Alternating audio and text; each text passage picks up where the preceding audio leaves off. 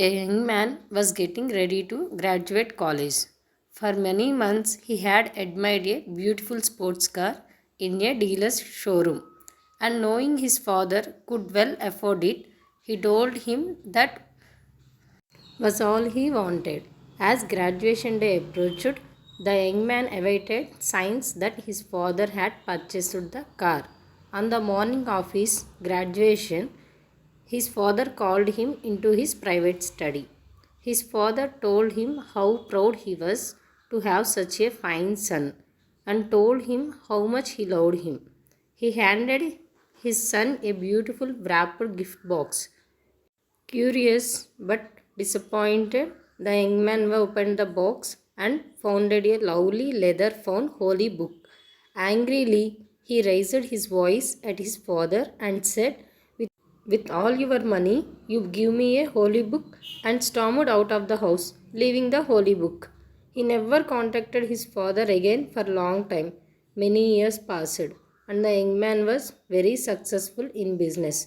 He had a beautiful home and wonderful family, but realized his father was very old and thought perhaps he should go to him.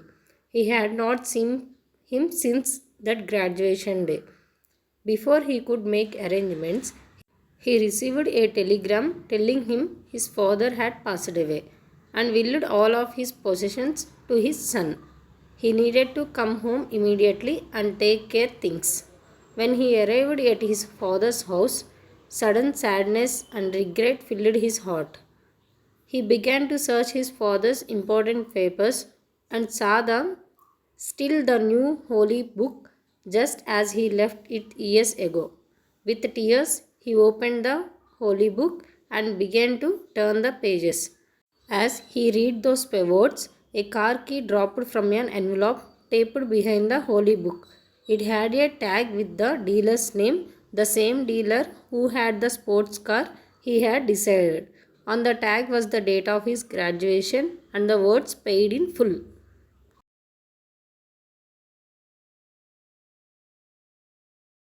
A man came home from work late, tired and irritated, to find his 5 years old son waiting for him at the door. Son asked, Daddy, may I ask a question?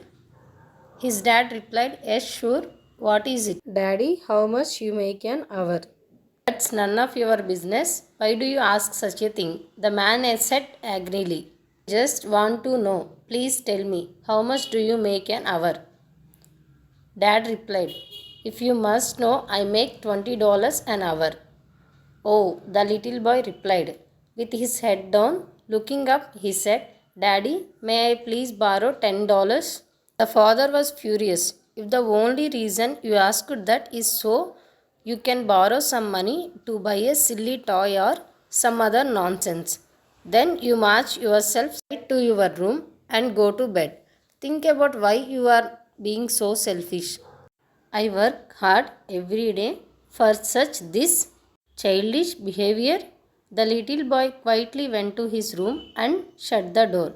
The man sat on and started to get even angrier about the little boy's question. How dare he ask such questions only to get some money? After about an hour or so, the man had calmed down and started to think. Maybe there was something he really needed to buy with that $10, and he really did not ask for money very often. The man went to the door of the little boy's room and opened the door. Are you asleep, son? He asked. No, daddy, I am awake, replied the boy. I have been thinking maybe I was too hard on you earlier, said the man. It's been a long day and took out my aggregation on you. Here's the $10 you asked for. The little boy sat straight up, smiling. Oh, thank you, Daddy, he yelled. Then, reaching under his pillow, he pulled out some crumpled up bills. The man, seeing that the boy already had money, started to get angry again.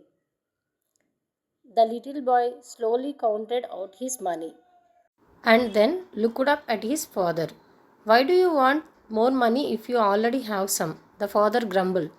Because I did not have enough But now I do. The little boy replied, Daddy, I have $20 now. Can I buy an hour of your time? Please come home early tomorrow. I would like to have dinner with you. Share this story with someone you like. But even better, share $20 worth of time with someone you love. It's just a short reminder to all of you working so hard in life.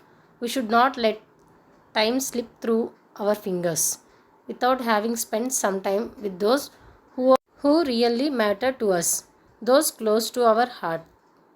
If we die tomorrow, the company that we are working for could easily replace us in a matter of days.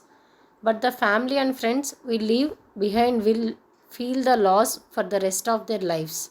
And come to think of it, we pour ourselves more into work than to our family.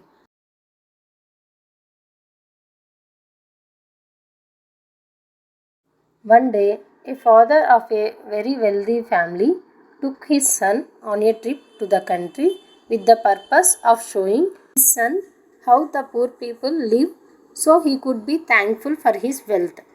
They spent a couple of days and nights on the farm of what would be considered a very poor family. On their return from their trip, the father asked his son, How was the trip? It was great, Dad. Did you see how poor people can be? The father asked. Oh, yeah, yes, said the son. So, what did you learn from the trip? Asked the father. The son answered, I saw that we have one dog and they had four.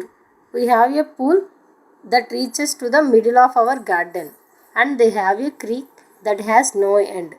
We have imported lanterns in our garden and they have the stars at night. Our patio reaches to the front yard and they have the whole horizon. We have a small piece of land to live and they have fields that go behind our side. We have servants who serve us, but they serve others. We buy our food, but they grow theirs. We have walls around our property to protect us. They have friends to protect them. With this, the boy's father was speechless. Then his son added, Thanks, Dad, for showing me how poor we are.